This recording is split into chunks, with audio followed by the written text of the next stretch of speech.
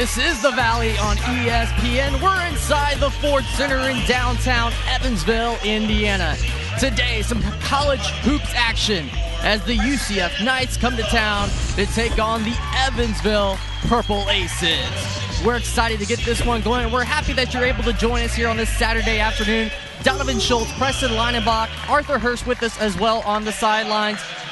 Should be a fun matchup here today. UCF, they're coming off of a nice little come-from-behind win against Jacksonville earlier in the week. They had to rally late, but they got a key contribution from Dre Fuller. UCF features a very balanced offensive attack. And the last game out against Jacksonville, it was Dre Fuller coming up with some big minutes off the bench, going 4 for 4 from the field and contributing in a number of ways to help the Knights come back with the victory. Brandon Mahan as well starting for UCF. He's a sharpshooter, knocked down 3 of 7 3-pointers to help UCF take down the Dolphins of Jacksonville. A 12-0 run in the last 3:45 to get that win. And you take a look, Jacksonville, the Dolphins, they gave the Knights all they could handle. Darren Green, another sharpshooter, also with a key 11 points in that game. For Evansville, they're also coming off of a win earlier this week against DePaul. And the Tigers gave Evansville all they could handle, but it was Evan Kuhlman with some career highs. Yep, the fifth-year senior Evan Kuhlman stepped up on Tuesday against DePaul, knocking down 5 of 7 3-pointers. He's shooting 41% from 3 on the year. Look for him to knock down some big shots for the Aces today. They'll need Kuhlman to lead the way in hopes of a win. They'll need some key contributors off the bench as well. Taking a look at how these two teams stack up going in, the head-to-head tail of the tape.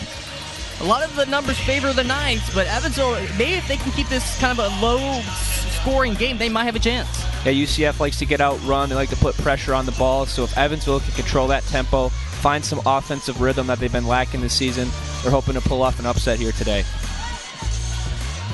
Players getting set at half court. Ready to tip this one off. We'll take a look at the starting lineup presented by Cytex, supplying uniforms, linens, mats, and more since 1961. Cytex, the image makers, and you see the starting lineup for Evansville, the same starting 5 they had against DePaul. Newton, Givens, Kuhlman, Phillips, and Fredericking. A very experienced starting lineup for the Aces, as well for the Knights. You see Mahan, Perry, Walker, Green Jr., and Jung. The starting 5. Again, the starting lineup is presented by Cytex. We are ready to tip this one off. The Knights win the opening tip, and we're underway here on the Valley on ESPN. It's the guard, Perry, orchestrating the offense up top for the Knights. Now Walker from the block going against Phillips. Tries to get one up. Phillips got a piece of it. Now Evansville with their first possession.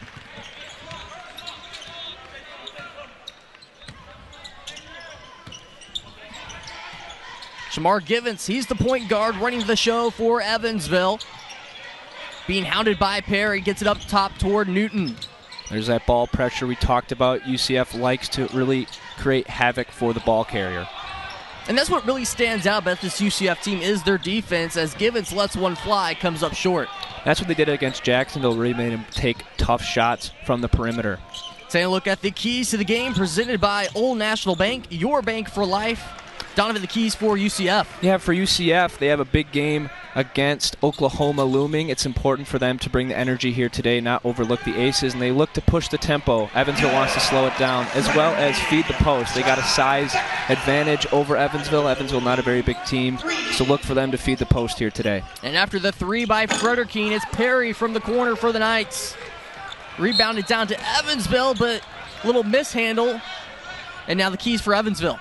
Evansville relies on the three-pointer offensively. Last year, the three-pointers accounted for 44.5% of their offense. So look for them to knock down the 3 today.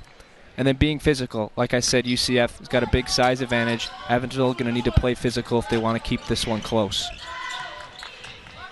Evansville had a physical matchup earlier in the season to actually open the season against Cincinnati on the road. Something that Coach Licklider said maybe the team wasn't quite prepared for that much physicality. We'll see if they're ready for it here today. As the jumper goes for the Knights, the 3-2 contest here in the early going, 2 minutes into the game. It was C.J. Walker, the transfer from Oregon. He was a 5-star recruit coming out of high school. he can step out and knock down the 3 ball.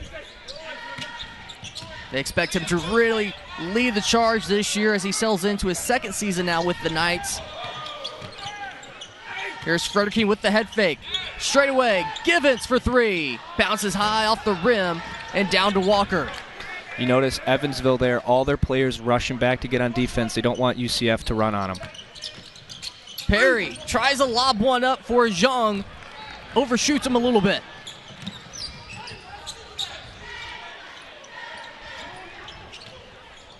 Frederking, after missing last week's game against Belmont due to injury, came back with a nice little all-around performance in that game against the Tigers earlier this week.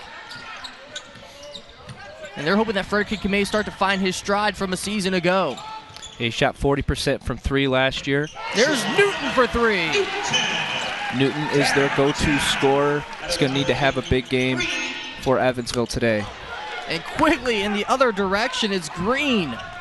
It's exactly what UCF looks to do. They look to push the tempo, put up some quick shots, and Green is just a sniper from that 3-point line.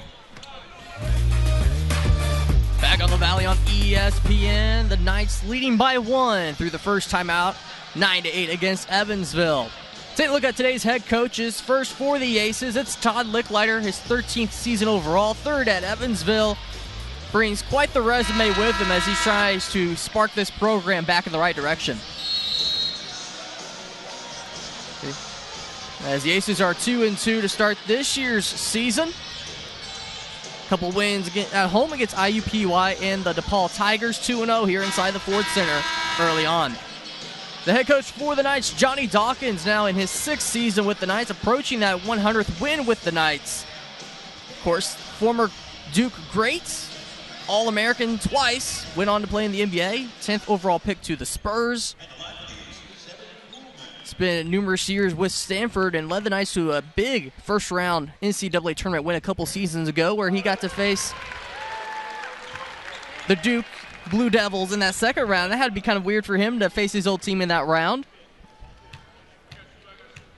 As now we'll turn it over to the 3rd member of our broadcasting team, Arthur Hurst on the sidelines. Arthur. Hey, you guys. 2 things to look at in this game between these opponents are the field goal percentage and their free throws as Perry knocks down the 3.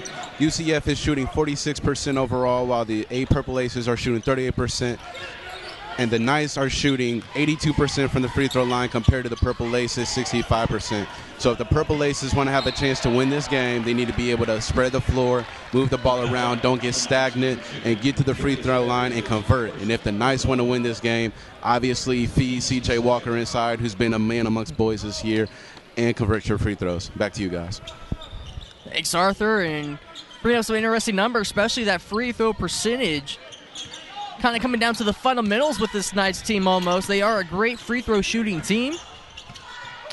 Look at Brandon Mahon. He's shooting. Last year, he shot 90% from the free throw line, which was good for 6th in the country. So it's a pure shooter, Mahon, for the Knights. As Givens knocked down the jumper. The other direction, it's Perry from the corner. 15-13 Knights. And now they bring the press. UCF likes to press after made baskets and just carry that pressure back into the half court. Aces swing the ball around the arc to the far side. So Evansville wasn't able to set up their offense till about 15 seconds left in that shot clock. That's what the press does. As that one bounces off the rim from Antoine Smith Jr. into the game for the Aces off the bench. Green, again, in transition, fires one away. Now Evansville on the break. Newton up, in, offensive foul. Nice job by Green to get back on defense there following the missed 3, and he takes the big charge to send it the other way.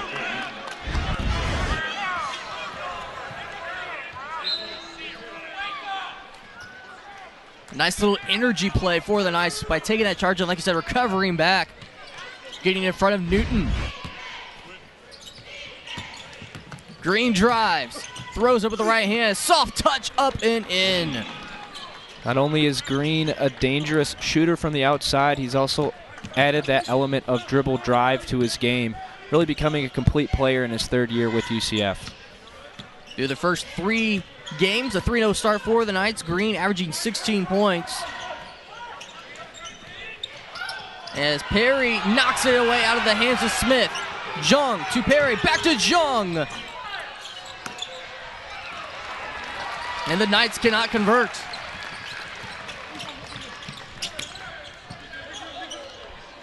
Smith squares up. That one rattles home. It's back to a 1-point game in favor of the Knights. Smith can shoot it from the outside, shooting 33% on the year. And Mahan takes it to the basket. He'll draw the foul as well, a chance at a 3-point play. UCF just plays with that furious tempo, get that ball up the court before the Aces had a chance to set their defense. So here's Mahan out of Birmingham, Alabama, the senior guard. Transferred a couple of seasons ago from Texas A&M. He is a perfect 10 of 10 at the line this year. That's what I was about to say. He has not missed a free throw yet this season. Last year shot 90%. Do not want to put him on the line. And I think the 10 of 10 is impressive. He's actually now 32 of his last 32, going back to February 1st of last season from the stripe. As substitutions for both sides. 13:02 left here in the first half. 4-point lead for the Knights.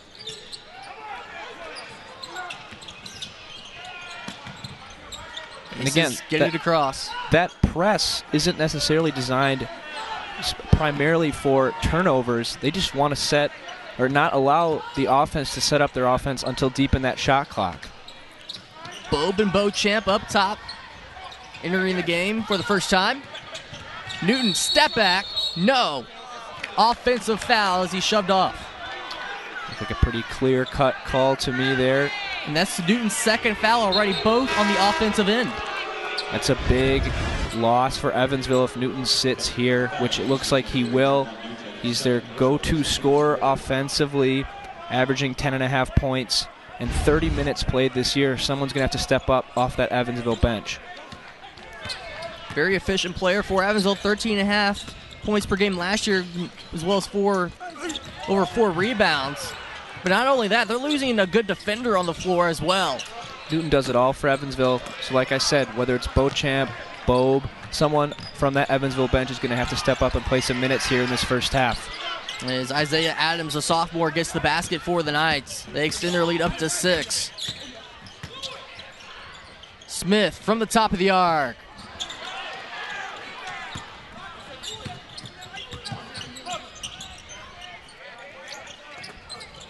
Jung didn't get it on the first try, but did catches it, overshoots the basket. The 6'11 redshirt senior.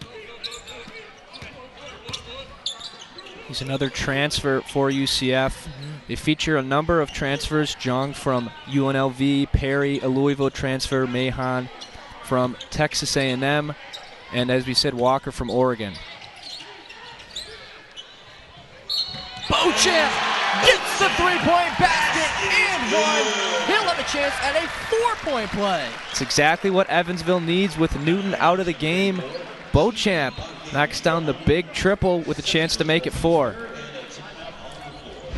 Before he shoots the free throw, we'll step aside. Another look as Beauchamp gets the triple and the contact. This is the Valley on ESPN.